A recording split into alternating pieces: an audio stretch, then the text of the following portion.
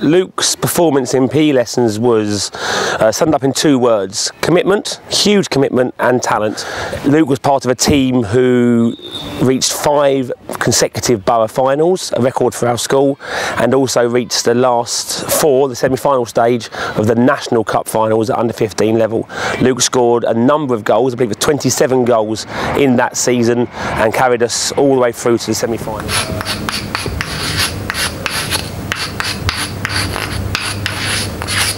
Luke was a really popular student at school, both with his teachers and his peers. The one thing I would say is that although he was really popular, he never stood out as thinking that himself. He was quite a humble young man, quite modest amongst his friendships and certainly in his football.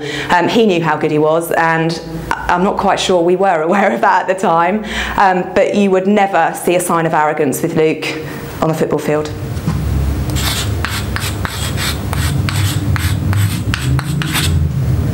Luke has always been a really hard worker. From early on, he was going down to Southampton 2 or 3 times a week, combining his studies down there with his football.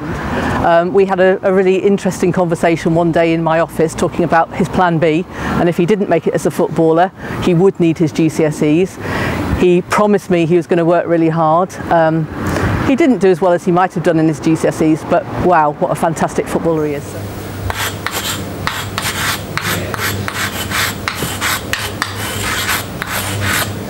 He had a cheeky grin and was very likeable with both children and adults.